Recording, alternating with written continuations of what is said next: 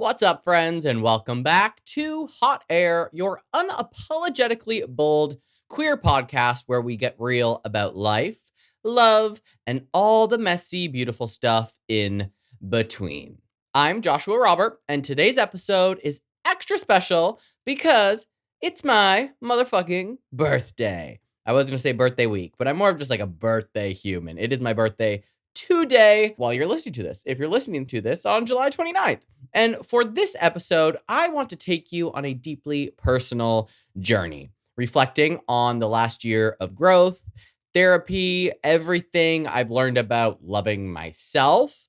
I'm pulling my therapy notes because I sit in my car after every therapy session and I take notes about what we spoke about so that I can look back on them. It's the raw moments, the big lessons. And so I'm going to share 10 powerful insights that I hope will inspire you on your own path. And full transparency, I copy and pasted all of my therapy notes and I went to ChatGPT and I said, analyze me, bitch, analyze me, and come up with 10 things, 10 themes, 10 lessons that you kind of see across all of these notes and make a detailed list of these 10 lessons.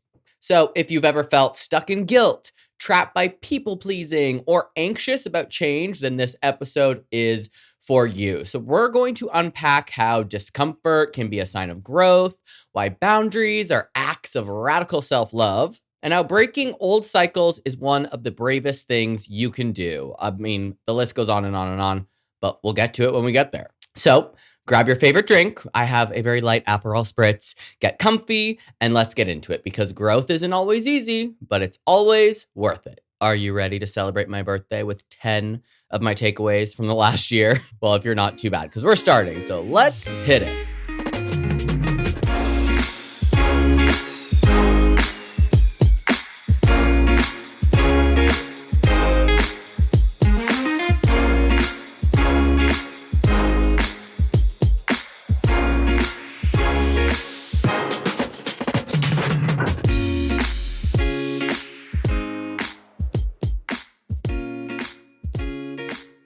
Lesson 1, facts over feelings. We're going to talk about breaking the spiral of assumptions. Have you ever spiraled over a text that did not get a reply fast enough or convinced yourself that someone did not like you, whether that was romantic or just friendship, all based on absolutely nothing? Well, samesies. Welcome to the brain of someone with OCD, ADHD, anxiety, or, just being a normal fucking human being. But what if I told you that your feelings are not always facts? That is one of my biggest takeaways from the last year of therapy. Feelings are not facts. So when emotions run high, our brains often leap to conclusions without even checking for actual evidence. But learning to ground ourselves in facts instead of assumptions can radically shift our relationships, our self-worth, and our peace of mind. Here's how it shows up in life. Maybe you get left on red and suddenly you've written the breakup in your head. Or a friend is quiet in a group setting and you assume that they're mad at you. You make a mistake at work and you spiral into, I'm gonna get fired. Does that sound familiar? Because it sounds very familiar to me because I do it all the time.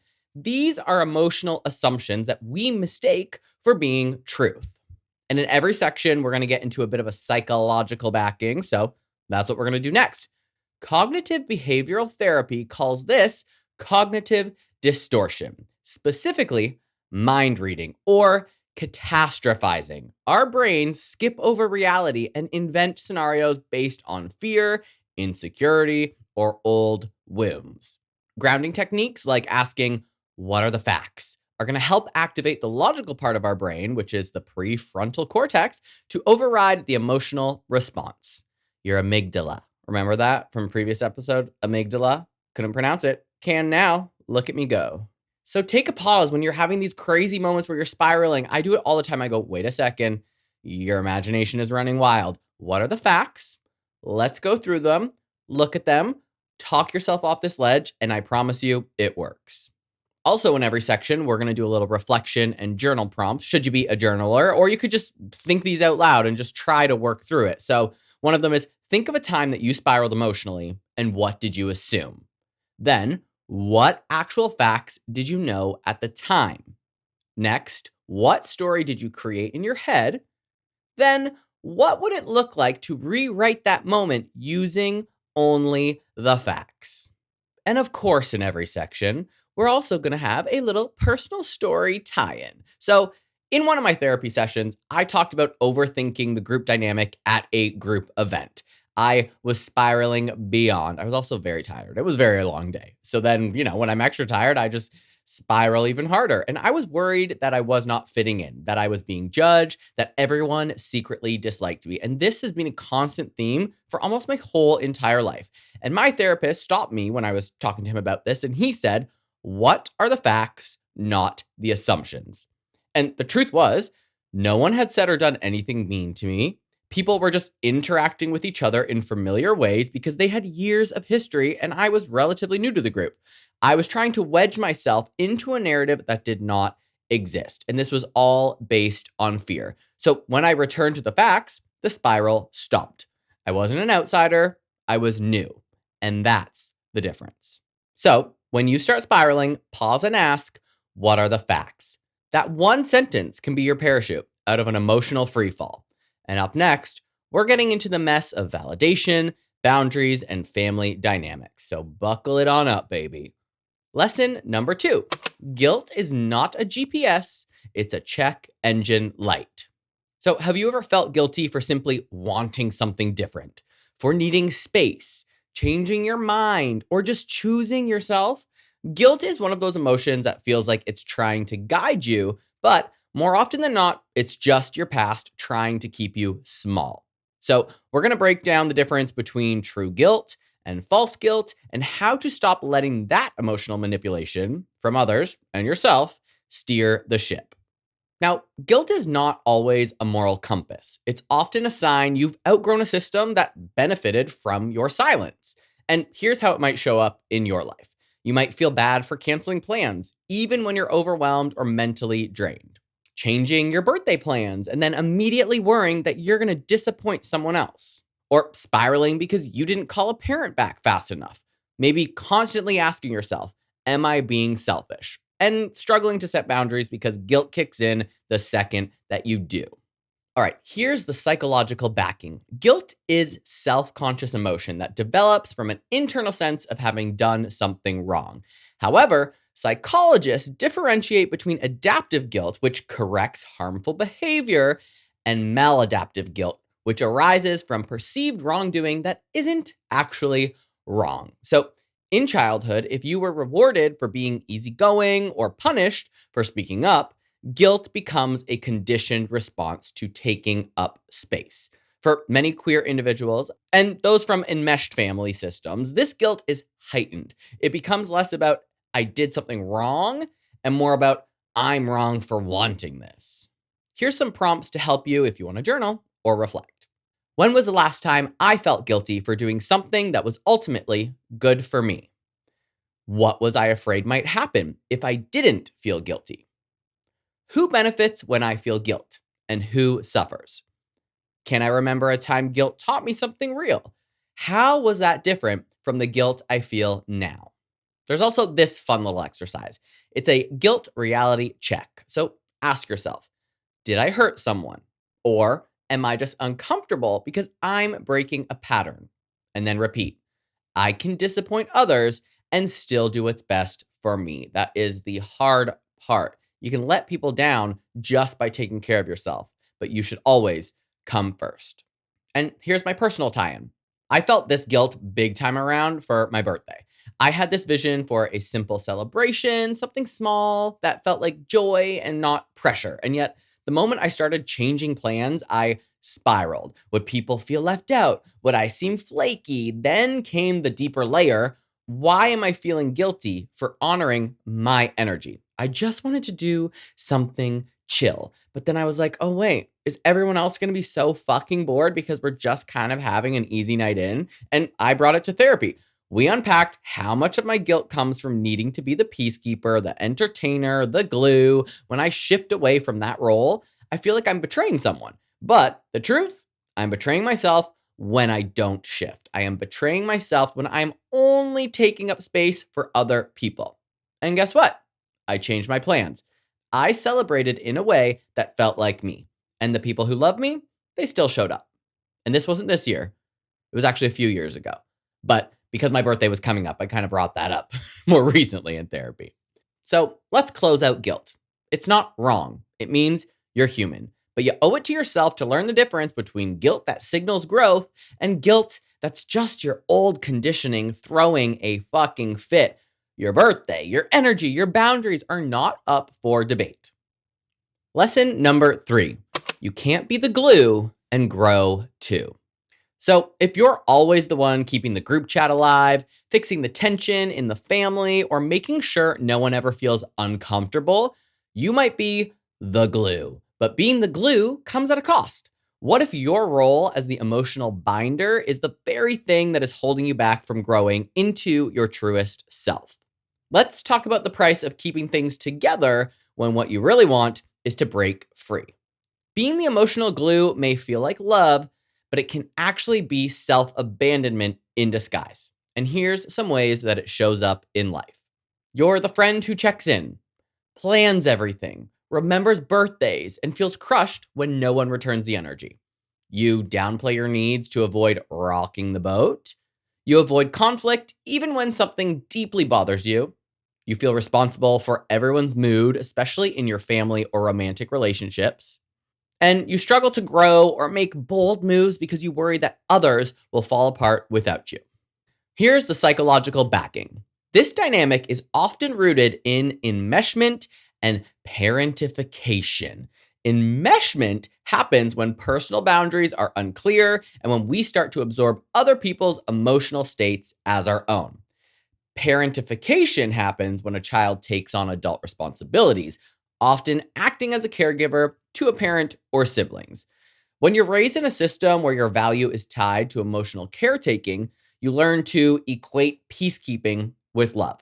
But chronic emotional overfunctioning, wow, that's a mouthful, keeps you stuck in old roles. And those roles don't leave space for personal evolution.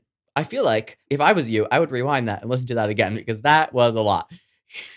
And here's a few prompts to help you reflect. What would happen if I let go of being the glue? What am I afraid would break? Have I mistaken being needed for being loved? Who am I when I'm not managing other people's emotions? And what parts of me have I postponed in the name of keeping things together? And here's a fun little exercise to try. The Glue Release Challenge.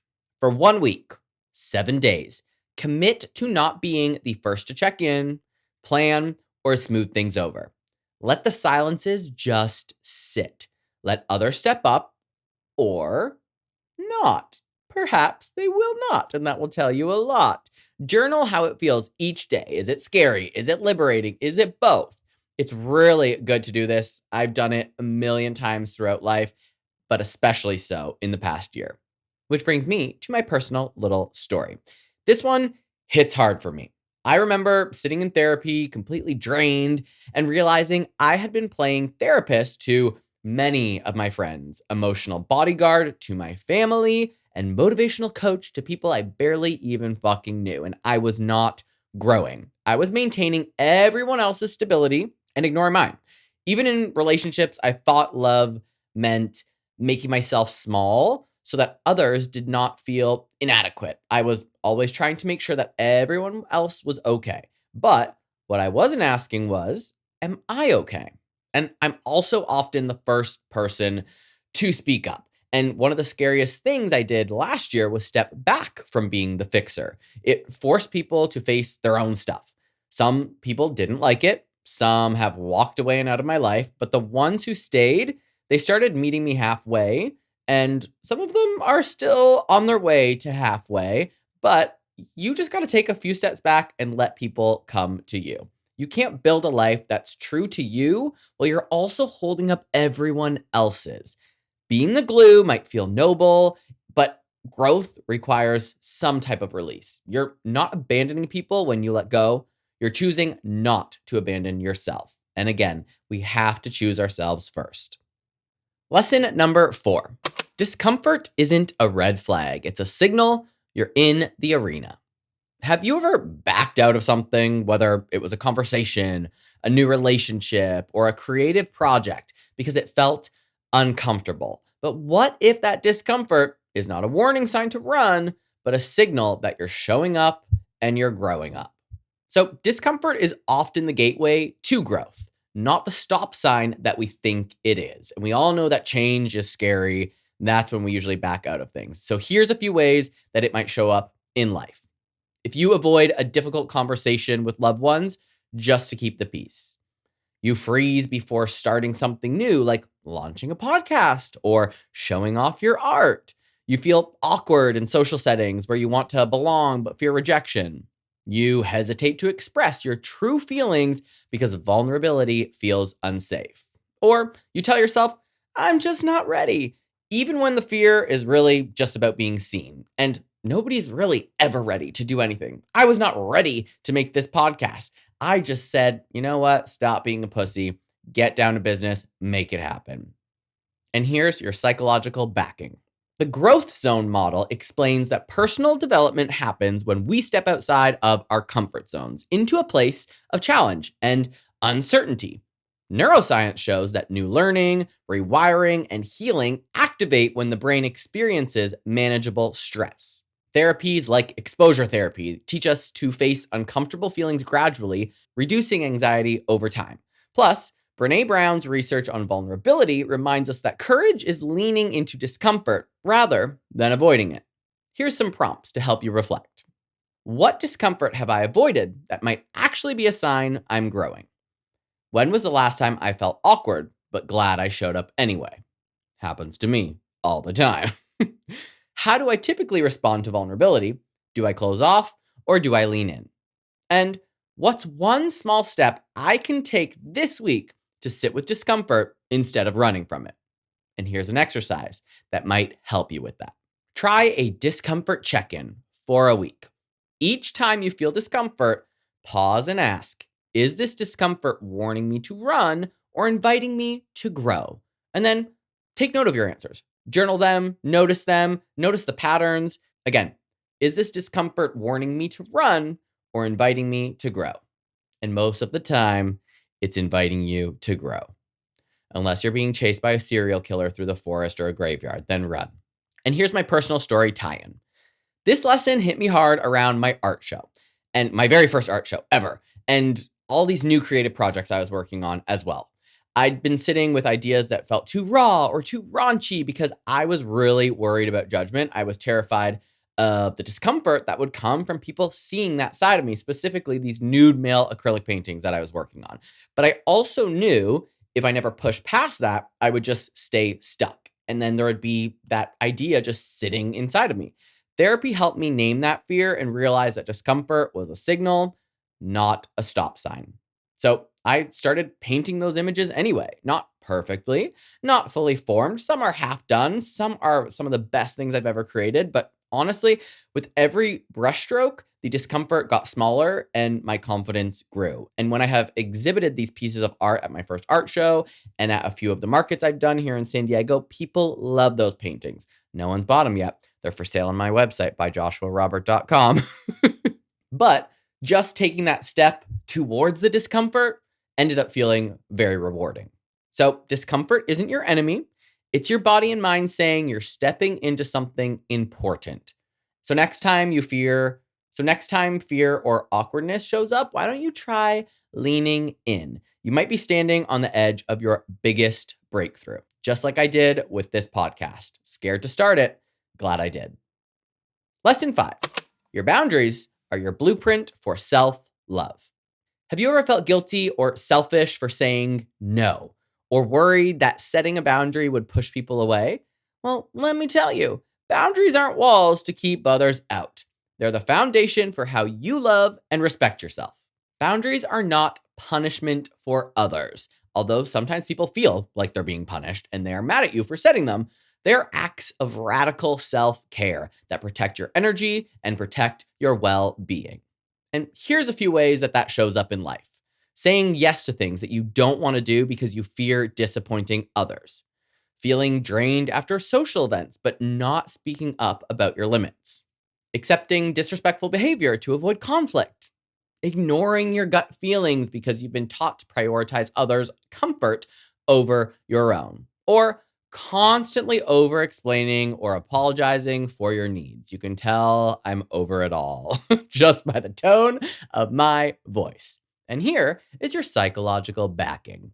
According to therapists, healthy boundaries increase self esteem and improve relationships by clarifying what is and is not okay for you.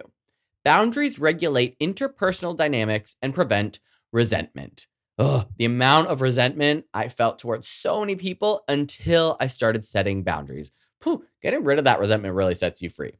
And neuroscience tells us that setting boundaries activates the prefrontal cortex, the brain's decision making center, helping to regulate emotional responses and reduce stress. Boundaries are essential for secure attachment styles and emotional safety. Again, attachment style episode last week. Go listen to it. Boundaries are essential here. And here's some prompts to help you reflect. Where in my life do I feel my boundaries are weak or non existent? What fears come up when I think about setting boundaries? How might my relationships improve if I clearly communicated my limits? And what's one boundary I can practice setting this week, even in a small way? And to help with that, here's another little exercise, the boundary buddy system.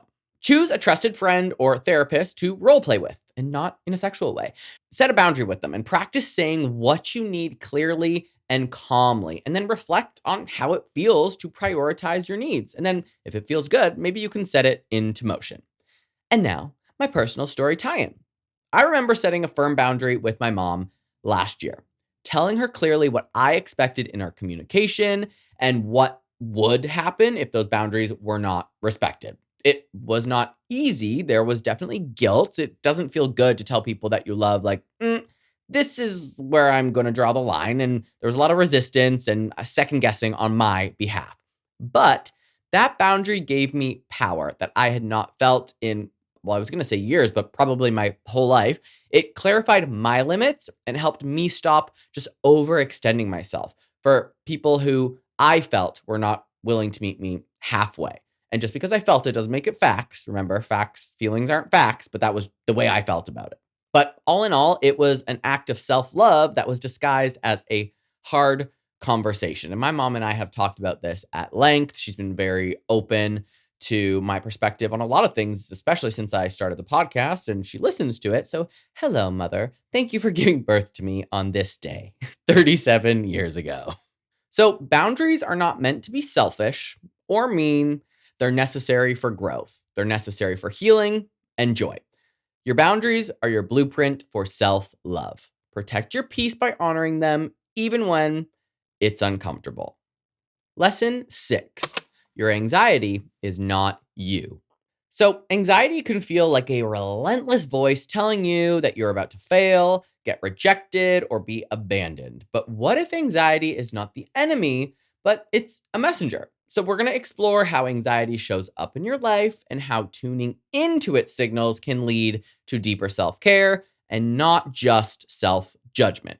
Anxiety is your nervous system's way of signaling that something needs attention. What it's not is a personal flaw or a weakness, because we all experience anxiety in one way or another. And here's some ways that it might show up in your life. You might have racing thoughts before social events or a date.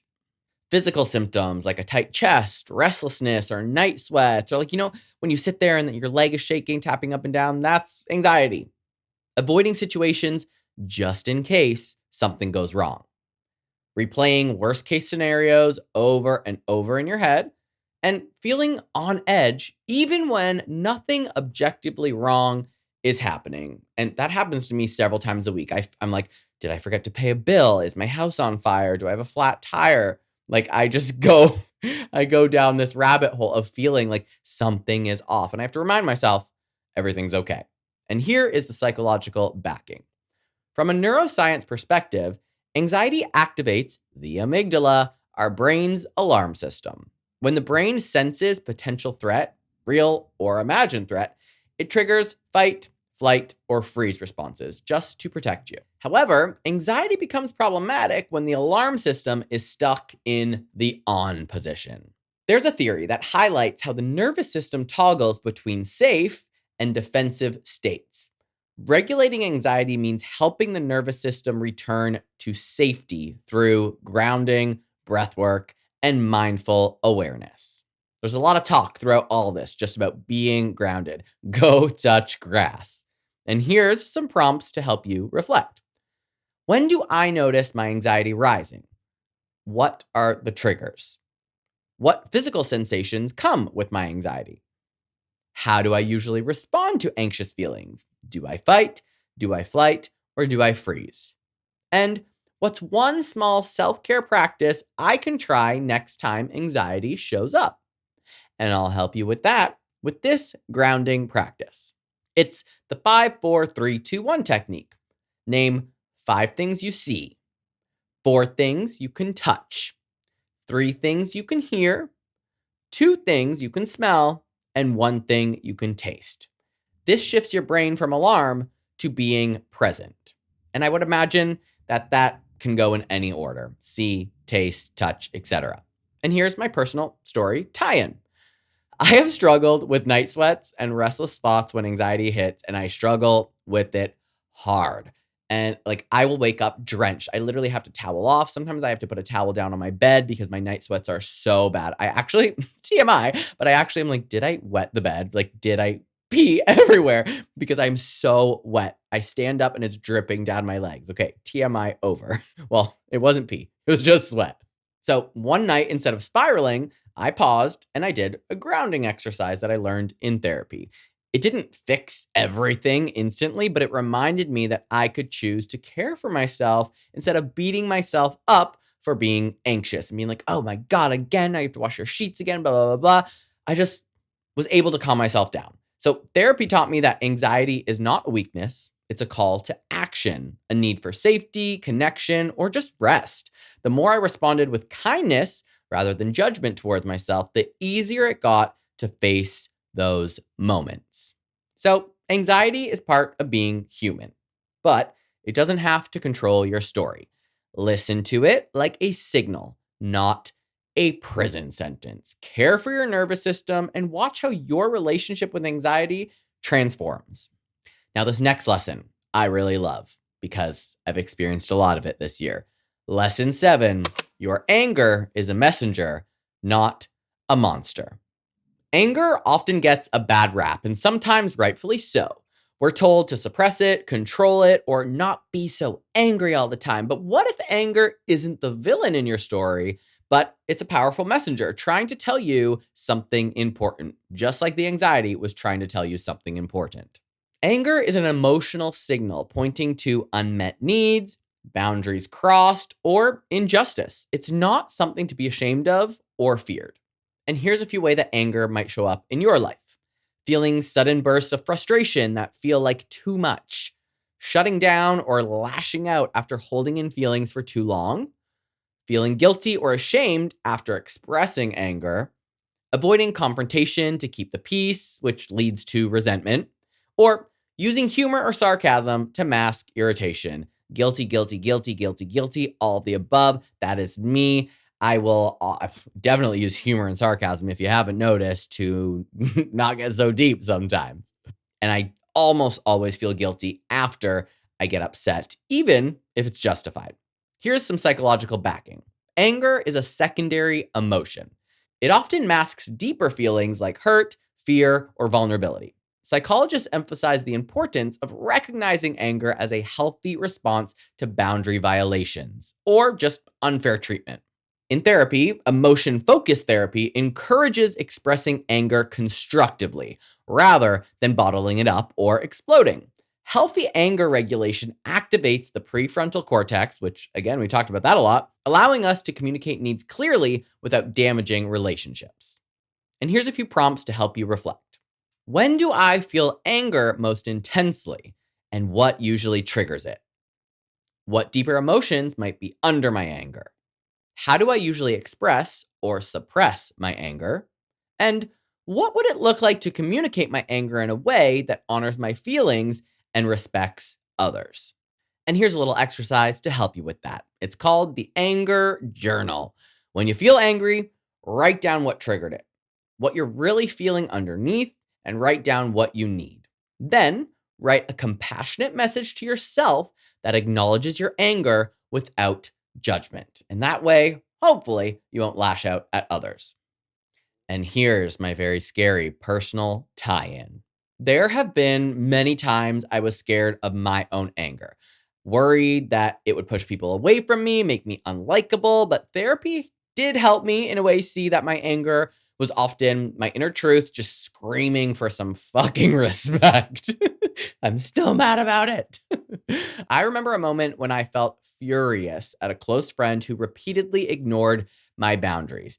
And instead of pushing the anger down, I told them how hurt I was and how I felt disrespected. And it was scary, but it was also very freeing because that anger wasn't me losing control. It was me taking control of my emotional well being. Now, on the flip side of that, there's been times when I have held all of those things in that I was feeling, like a year or two of this resentment for one of my best friends, building up, building up, building up.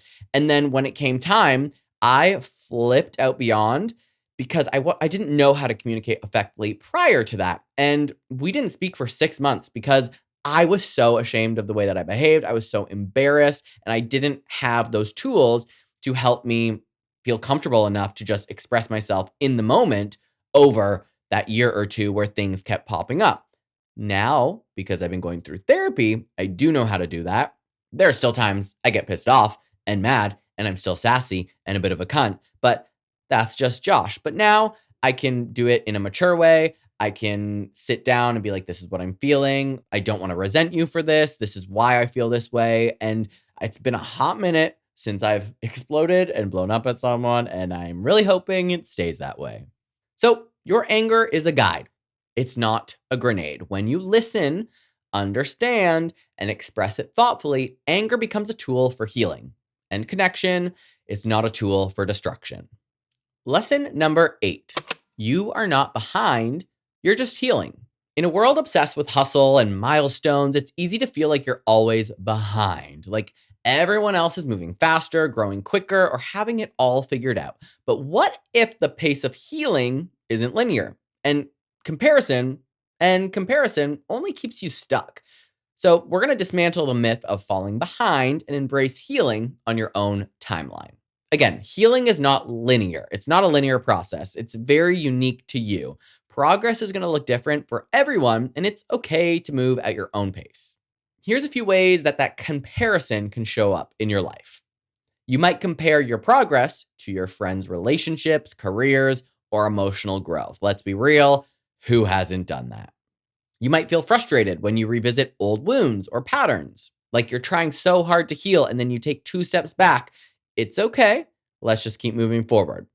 Maybe believing that taking breaks or experiencing setbacks actually means failure, or ignoring small wins because they don't look like they're big enough to celebrate. Like when I got to 1,000 followers on Instagram for the podcast, I celebrated it. Old me would have been like, this is nothing. Celebrate the small wins.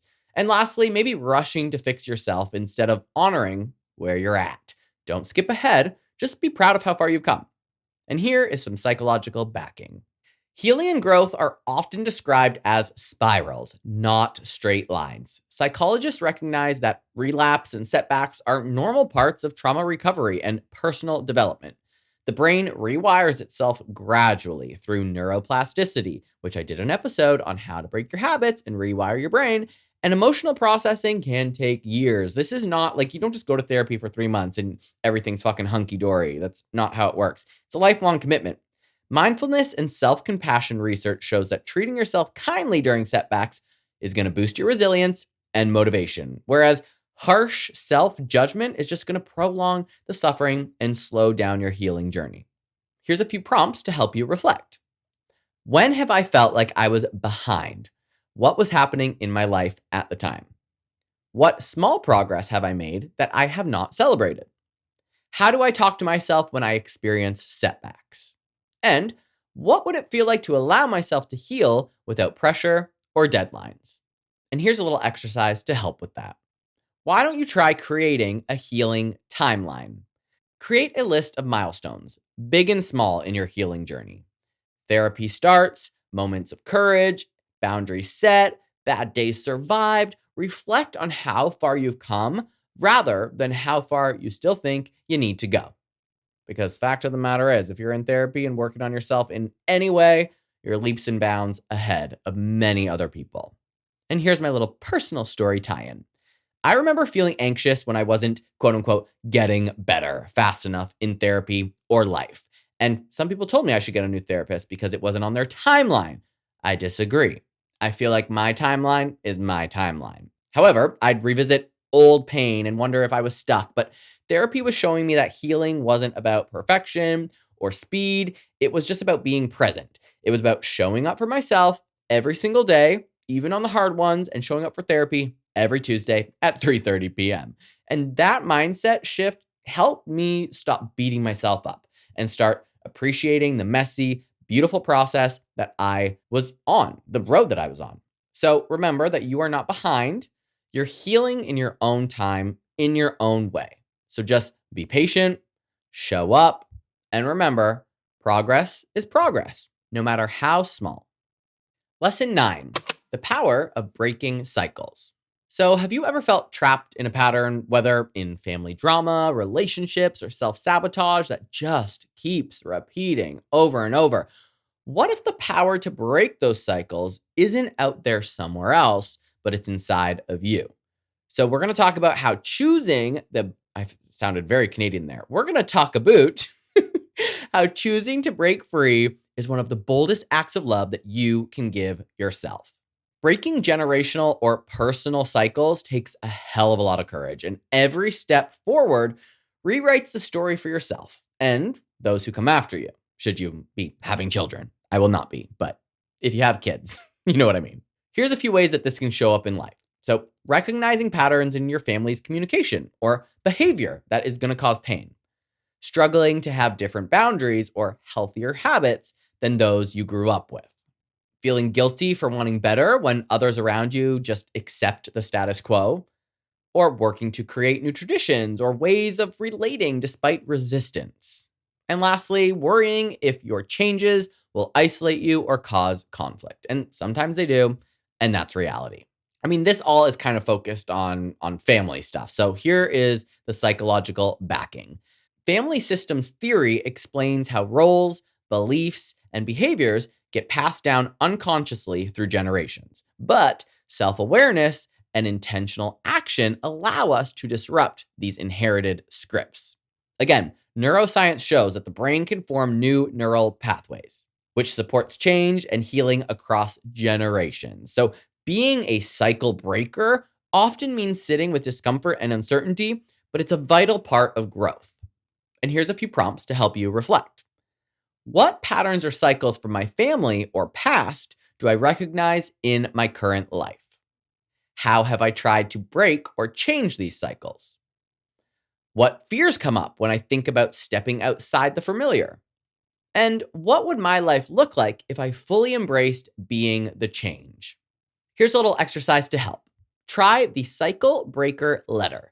Write a letter to your past self or your family lineage, acknowledging the patterns and affirming your commitment to a new way of being. You do not have to send it to anyone. This is just for your healing. And now, my little personal story. In therapy, I saw how much emotional labor I had been doing.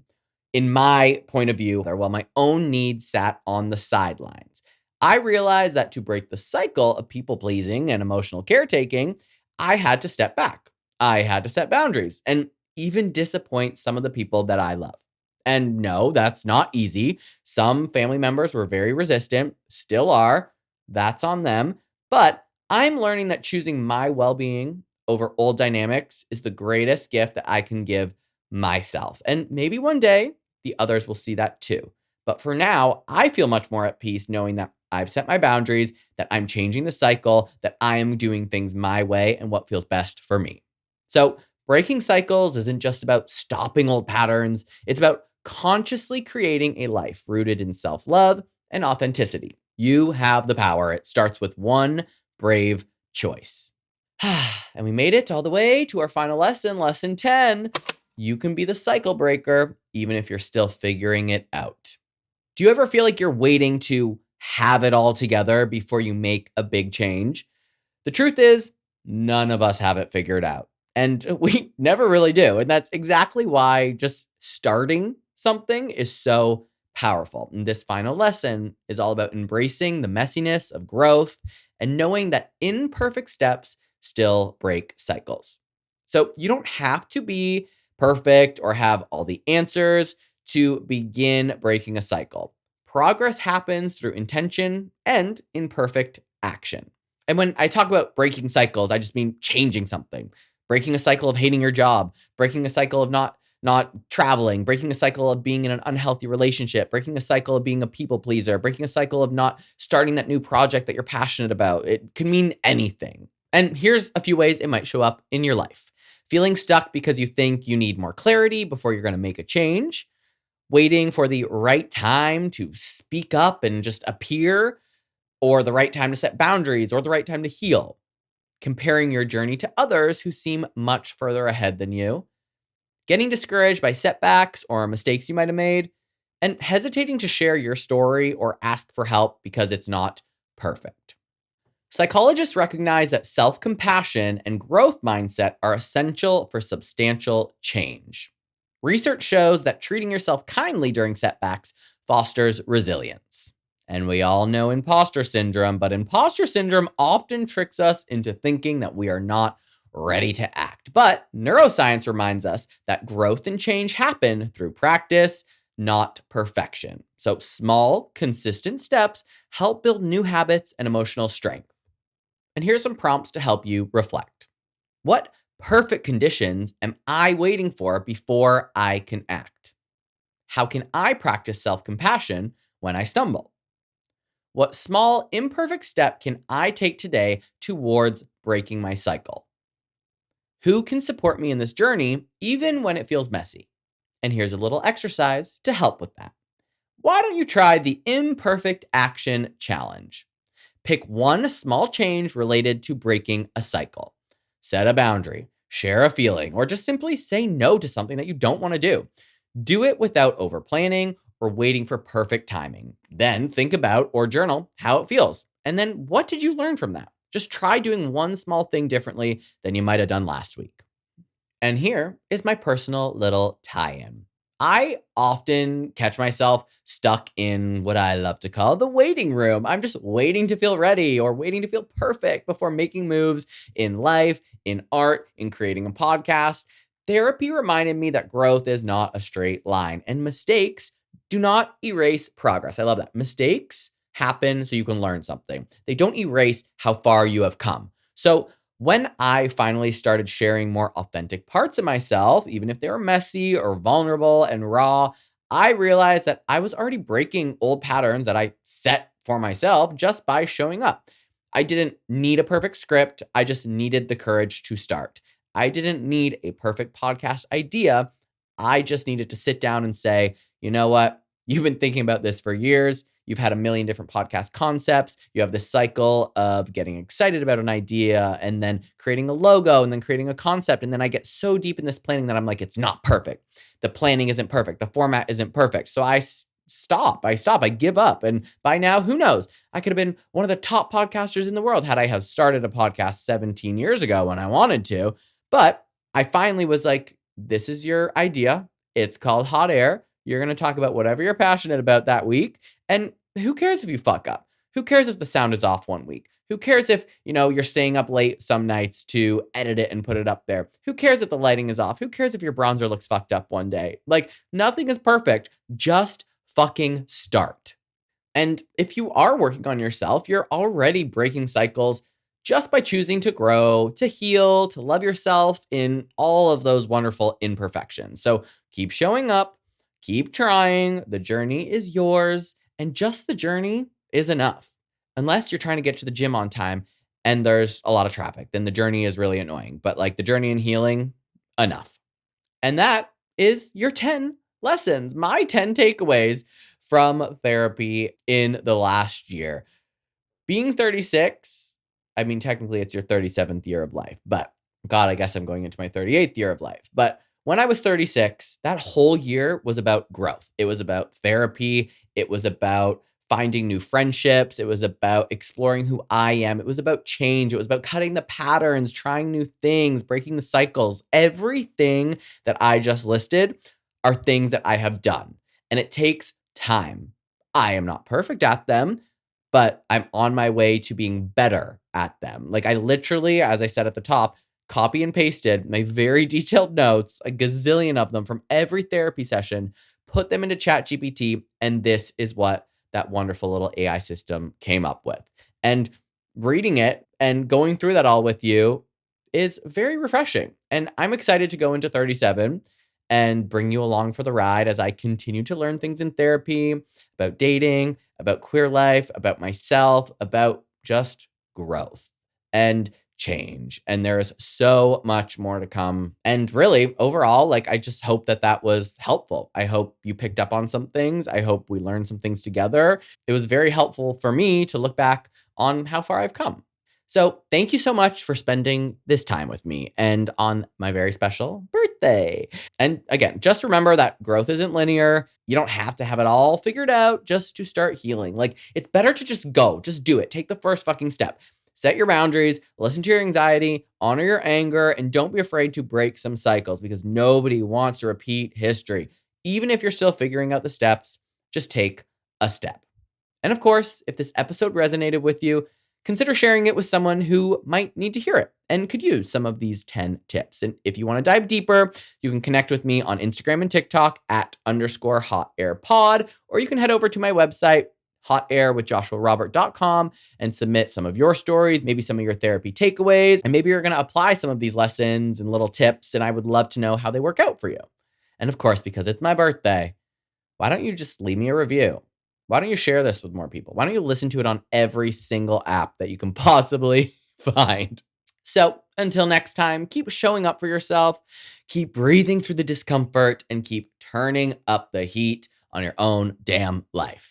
And happy birthday to me, and happy growth to all of you. And I will see you next Tuesday.